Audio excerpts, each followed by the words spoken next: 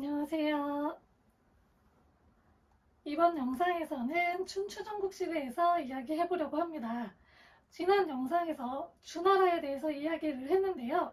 주나라가 마지막에 수도를 동쪽으로 옮기면서 동주시대가 시작되었다고 이야기했습니다. 이 동주시대를 춘추전국시대라고도 부른다고 했는데요.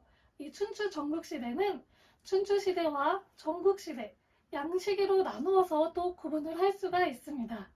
먼저 춘추시대를 보도록 하겠습니다.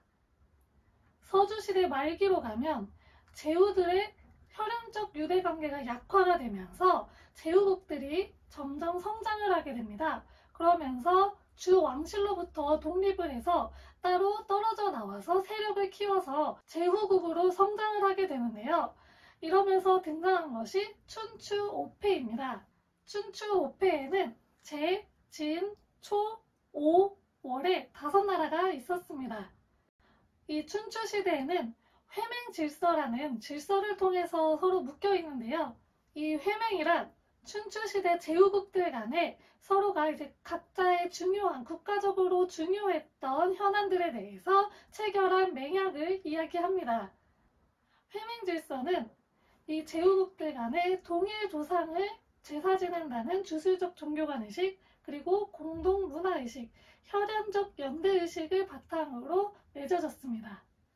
이 회맹질서는 강제로 맺어진 것이 아니었고요.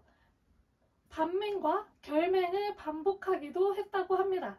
이 춘추 5패 중에서 가장 대표적인 나라가 바로 제나라였습니다. 제나라는 685년에 황공이 즉위를 하고 관중을 재상으로 임명을 하면서 개혁 정책을 실시하게 됩니다. 개혁 내용의 첫 번째 내용은 사농공상의 주거지를 구분하였고요. 호수에 따라서 마을을 재편성함으로써 행정을 통제하였습니다. 두 번째는 토지 등급에 따라서 세금을 징수하였고 물가 조절, 화폐 주조 등을 통해서 재정을 장악하였습니다. 세 번째는 사농의 15향을 가지고 3군을 편성을 해서 병농일치제를 성립하였습니다. 전국시대에 들어오면서 주왕시대의 권위가 점점 더 하락을 하고 하극상의 풍조가 성행하기 시작합니다. 전국시대에는 전국 7웅이 발흥을 하게 되는데요. 위, 조, 초, 한, 제, 연, 진 이렇게 7개의 나라를 전국 7웅이라고 이야기합니다. 전국시대가 되면서 사회적으로 많은 변화가 일어났습니다. 먼저 전쟁의 확대로 보병전으로 전환이 되었습니다. 두 번째로 시족 공동체에서 탈피하여서 영토 국가의 모습을 점점 갖추게 됩니다. 세 번째로는 사계층이 점점 성장을 하고 신분을 상승하게 됩니다. 그리고 사회적으로도 계층 분화가 이루어지게 됩니다. 마지막 네 번째로는 군주권이 강화되는 양상을 보입니다. 전국시대에는 변법이라는 것을 실시하였습니다. 이 변법을 실시한 가장 대표적인 이유는 제민 지배 질서 체제를 확립하기 위함이었습니다. 전국 7웅 중에서 이 세 나라에 대해서 살펴보도록 하겠습니다. 먼저 위나라는 주로 2회에 의해서 변법이 실시가 됩니다. 2회는 진지력, 평조법을 실시하였고요. 법경이라는 책을 편찬하였습니다. 서문표는 12거라는 수리시설을 만들고요. 5명이 한 가정을 이루는 표준 농가를 성립하였습니다. 초나라는 5기에 의해서 실시가 되었습니다. 5기는 세습귀족의 특권 정책을 배제하는 그런 변법을 실시하였는데요. 먼저 분봉귀족의 세습을 3대로 한정하였고요.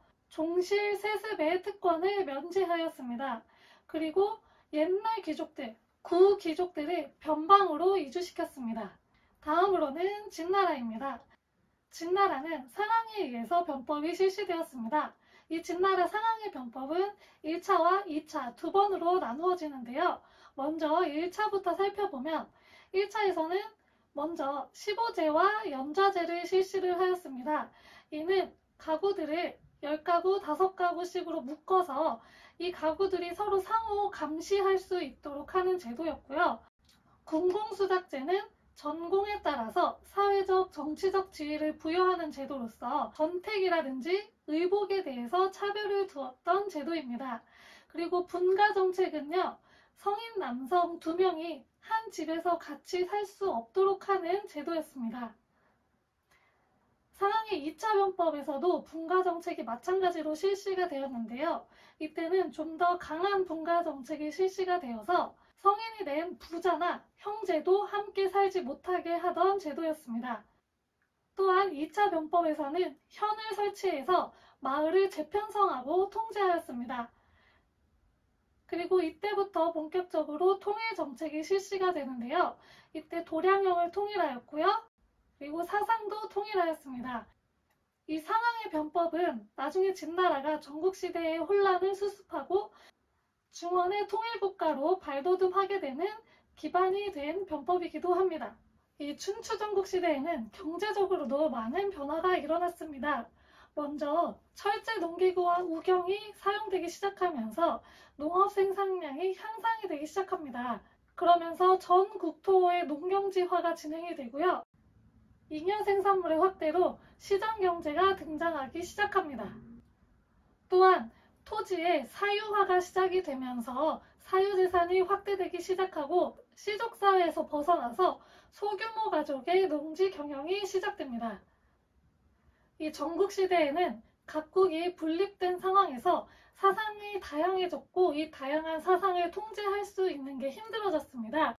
또한 제후국들이 부국강병을 추구하는 과정에서 학자 우대 정책을 펼치면서 다양한 사상이 존립할 수 있는 기반이 만들어졌습니다. 그러면서 전국시대에는 다양한 사상들이 발현이 됐는데요. 이 사상들을 제자백가라고 합니다. 이 제자백가의 가장 큰 특징은 현실 문제를 해결할 정치 사상을 제시했다는 겁니다. 전국시대에는 각 나라들이 분립하면서 굉장히 혼란한 상황에 있었는데요. 이 혼란한 상황을 통일하고 강력한 국가를 수립할 그런 사상을 찾고 있었기 때문입니다. 제자백가에는 정말 많은 사상이 있는데요. 이 영상에서는 대표적으로 유가, 도가, 묵가, 법가에 대해서 이야기하도록 하겠습니다. 먼저 유가는 인위적 질서를 통한 질서 확립을 이야기했던 사상입니다. 이 유가 사상은 서주시대의 초기 질서를 회복하자고 이야기했던 사상입니다. 대표적인 학자는 공자, 맹자, 순자가 있습니다. 공자는 인과 예를 중요시했는데요. 인은 질서를 말하고요. 예는 겉으로 보여지는 모습들로 전통적 규범을 이야기했던 것입니다. 그리고 또한 효제를 중시하는 가족윤리를 주장하였습니다. 맹자는 성선설을 주장하였는데요. 여러분들이 좀 많이 들어보셨던 사단이 여기에 속합니다. 사람에게는 선천적으로 수호지심, 사양지심, 측은지심, 시비지심이 있다고 이야기합니다. 또 여러분들이 많이 들어보셨던 오륜에 대해서도 이야기했는데요. 부자간, 군신간, 부부간, 장유간, 부무간을 지켜야 할 의리에 대해서 이야기했습니다. 또 덕치주의를 바탕으로 한 왕도 정치를 이야기하는데요. 덕이 없는 왕은 백성들이 바꿀 수 있다는 역성혁명에 대해서 이야기합니다. 순자는 맹자와 반대로 성악설을 이야기하는데요. 이 성악을 계속 두게 되면 사회적으로 혼란이 발생할 수 있으니 교육을 통해서 후천적으로 개조해야 된다고 이야기합니다. 이것을 위라고 이야기합니다. 또한 공자와는 다르게 효제보다 충의가 더 중요하다고 이야기합니다. 도가에는 노자와 장자가 있는데요. 먼저 노자는 무위자연을 주장을 합니다. 이 무위는 군주가 갖추어야 할 필수 덕목으로서 이 무위를 갖추고 있는 군주는 완벽하기 때문에 그 누구도 뭐라고 할 수가 없다고 합니다. 이는 우민정치로 발전할 위험성을 안고 있었습니다. 장자는 절대적 진리가 없고 다 상대적이라고 이야기하고 만물 일원론을 이야기합니다. 이는 점점 염세주의로 흐르게 됩니다. 이 도가 사상은 나중에 법가 사상과 결합하여 황로 사상으로 발전하기도 합니다. 묵가는 평등한 사랑인 겸해를 주장한 사상입니다.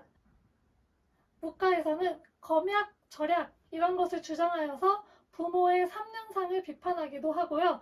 쓸데없는 예의, 이런 음악, 이런 것들도 다 부정하였습니다. 그리고 상현과 상동을 주장하였는데 상현은 개인적 능력에 따라서 지위를 누리자는 것이고요. 상동은 일반적인 하향 통치를 이야기합니다. 이 상현과 상동은 윗사람의 권위에 대해서 무조건 순종하고 복종하자는 사상입니다.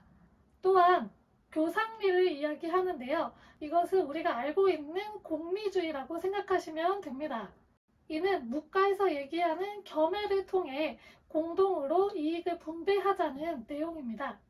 마지막으로 법가 사상은 법을 통해서 백성들을 통치하자는 사상인데요. 이 법을 실시하는 주체는 법을 초월한 군주인데요. 이 군주에 의해서 통치를 하는 것을 이야기합니다. 이 법가 사상은 크게 세 가지로 분류를 하는데요. 법치주의, 술치주의, 세치주의, 이 세 가지로 이야기합니다. 법치주의는 백성, 술치주의는 관료에 대해서 신상필벌로 통제하라는 내용인데요. 이 법치주의의 대표적인 사상가는 이회와 상황이 있고요. 술치주의의 대표적인 사상가로는 신불해가 있습니다. 그리고 세치주의는 군주의 절대적인 권력을 이야기함으로써 정치와 도덕을 분리시키는 사상입니다. 이런 법가의 다양한 사상을 하나로 통일하고 체계화한 것이 바로 한비자입니다. 제자백가에는 이 사상 이외에도 병가, 합종연행가, 음양오행가, 명가, 양가 등등 정말 많은 사상들이 있습니다. 이 중 합종연행책은 합종책과 연행책으로 나누어지는데요. 합종책은 소진이라는 사람이 주장을 했습니다. 이 합종책은 진나라를 제외한 나머지 6개 국가가 합종해가지고 진나라에게 대항을 해야 된다는 사상이고요. 연행책은 장이라는 사람이 주장을 했는데요. 진나라를 제외한 6개국이 진나라와 각각 연합을 해서 국력을 이어나가야 된다는 내용입니다. 이 제자백가 사상들이 나오게 되면서 지식과 학문이 발달을 하게 되었고요. 이런 학문들이 일반 서민층까지에게도 확대가 되면서 학문의 향유층이 확대되게 됩니다. 또 이와 함께 학문을 통한 신분 상승의 욕구가 함께 찾아오기도 합니다. 네, 이번 영상에서는 춘추전국시대와 제자백가에 대해서 이야기해보았습니다. 다음 시간에는 이 혼란한 시기를 통일한 중국 최초의 통일왕조 진나라에 대해서 이야기해보도록 하겠습니다. 감사합니다.